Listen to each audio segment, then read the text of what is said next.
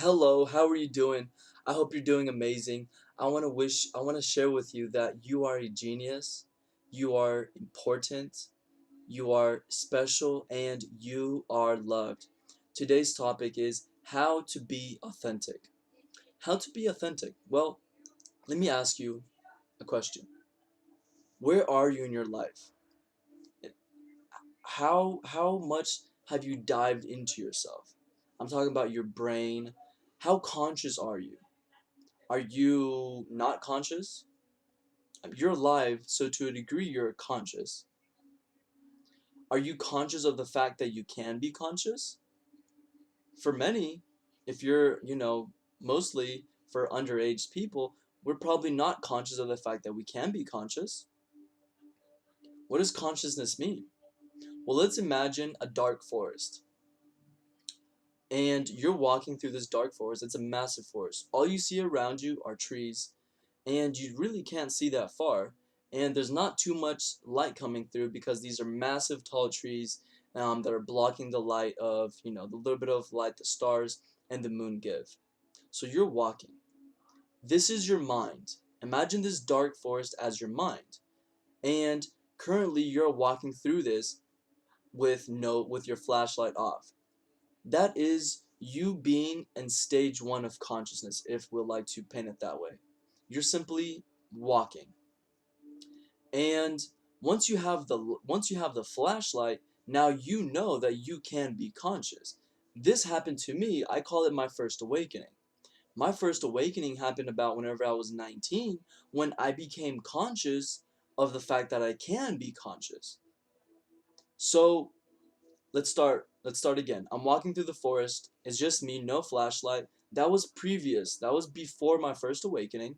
I'm just walking. I don't even know, right, that I can have a flashlight. And then the universe brings me a flashlight. This was my first awakening. What happened after this? Well, I was continuing to walk through this forest with my flashlight off. Sometimes I would turn it on or off. I was kind of scared, not really knowing what to do. Let's move forward to when I started walking with the flashlight on permanently.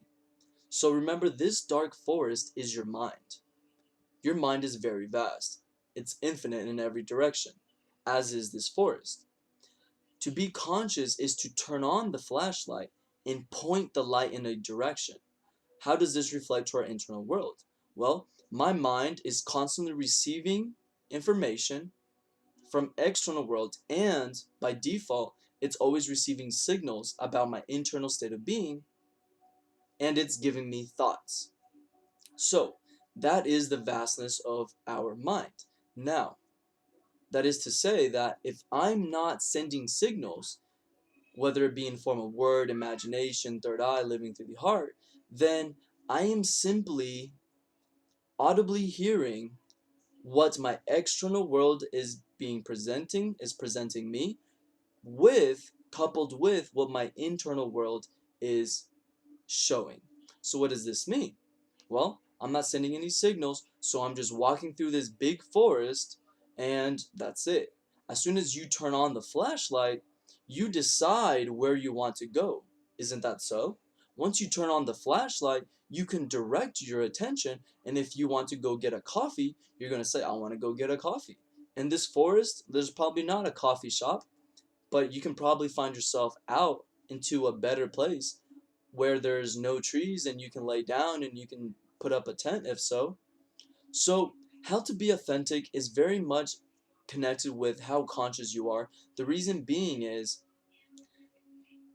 your unconscious thoughts are because of you, because you're conscious of at least to one degree of you're alive, so you have to be conscious to a certain degree.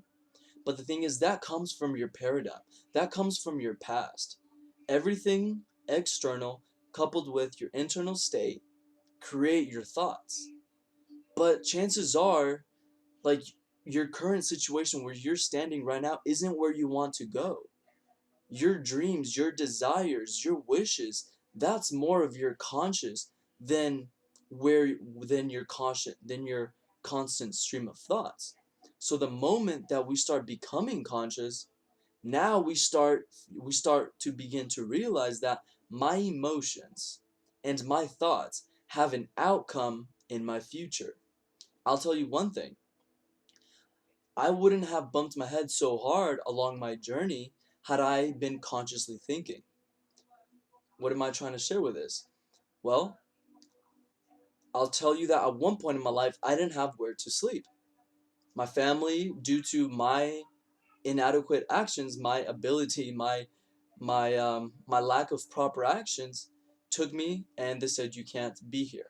So I found myself in the street. I wasn't thinking, and I got the idea of doing something. And it was only that whenever you're not thinking, all you can do is your thought, or the flip side of it is to not do your thought. That's it. You're very limited. It's not like it's just going to give you 1,000 ideas. It's very black and white. It's up or down. Walk to the park or don't walk to the park. So I wasn't consciously thinking. I'm a strong believer. Had I been consciously thinking as I do now, I would not have made those decisions that my unconscious mind presented. It could have been as simple as just self-talk and say, no, that's illegal, that's wrong, I don't want to do that. But needless to say, whenever we start becoming conscious, whenever you decide to have internal dialogue with yourself, then your options open up. Where I used to just see one or two options that are really one because they're polarity, I now have a vast variety of options. So to be authentic, you have to know what you want based on like your conscious state, not based on your memories, which are not positive, because memories, where do they come from? They come from extremely powerful um, emotional states. The moment that all of your energy is pointed to our external world, your brain takes a snapshot. That's called a refractory period. The higher the emotional quotient of this experience, the bigger neural highway is going to be created in your mind. So your paradigm, what you are, where your unconscious thoughts come from, is the largest neural circuit in your brain. And chances are it's not a positive one. The reason being is we are such advanced human beings that the size of the neocortex, just by thought alone, creates the stress response. So what does this mean? Our survival needs are so well met that the moment that I am in a situation experiencing hormones of anxiety, stress, I'm in survival mode. When you're in survival mode, you're going to remember that situation those times more, so that if you are presented with them in the future, you know how to get out of danger. To be authentic, you have to decide what you want, and you have to say no to everything else. Now, this doesn't mean we have to be a-holes. This might change your life. It changed my life. I stopped going out less. I couldn't be in situations where I'm sitting there like, what type of conversations are we having? What's the point of this? What is this bringing to my life? That was me, but I would be there because I wasn't conscious. I would get off work and my conscious thoughts, are so excited. And then like, what am I gonna do today? Well, I can just go home or go out. That was it. There was only two options ever, and will for always be if you're not thinking consciously. To be authentic, you have to do what is right for you. If what is right to you is at a disservice to your family, if your mother, your parents don't approve of what you're doing, if your partner doesn't approve of what you're doing, you have to stick it out. And the best way to stick it out is, again, to be conscious. Let's say you've had a difficult day. You didn't get the job that you wanted. Well, when you get home, you write it down, or you have a diary, or you just use your self-dialogue and you say, you know what? Today was a tough day. Today did not go as I planned. But you know what? Tomorrow I'm going to get up and I'm going to keep going. So to be authentic, I know there's a lot of information out there. And I hope I've kind of simplified it, because I am a strong believer that the individual that is conscious is not going to create a negative reality for them, for themselves. Now, the best way to be conscious is to create an elevated emotion. That stops you from having to use an instrument of duality, which is the brain, and steps into the heart, which is an instrument of oneness, of unity. You can use the heart to create right now an elevated emotion. Whenever your emotions are at its peak, you're going to take the correct actions. There's sufficient medical and scientific evidence to show that only when only in proper states of being growth is possible. The brain is more clear. Your memory is better. So find yourself in proper emotional states. That way you'll be able to guide yourself based on your emotions. You want to be more authentic. When you're presented with options from your external world, think about what has a better emotional outcome. Don't think about don't think about physicality like I'm gonna be partying it up. Think about what has a better emotional result. And then whenever you decide that, then we can kind of think about, elevating our consciousness.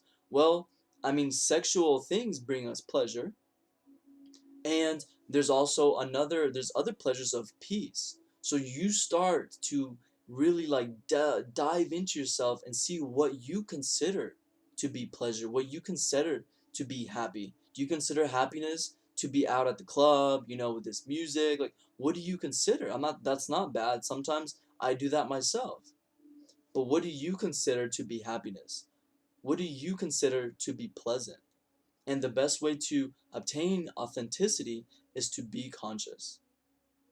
I hope you've liked this video. I hope if it's inspired you to really dive into yourself and start carrying a dictionary of sorts of the things that you consider to be good for you in terms of everything, in terms of the food you eat, in terms of the people you hang out with, the music you listen to, the movies you watch, and how you spend your time. And you will reach authenticity. You will feel fulfilled.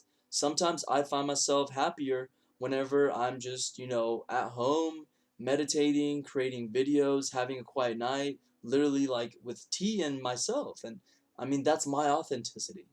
It doesn't mean it's going to be yours, but you should ask yourself those questions. If you've liked this video, please comment what topics you'd like for me to cover in the future. Please also share with me how and what do you do today to be authentic, and share this video with your mastermind group, with your loved ones, on your social media accounts, and I hope to see you on the side of light. Goodbye.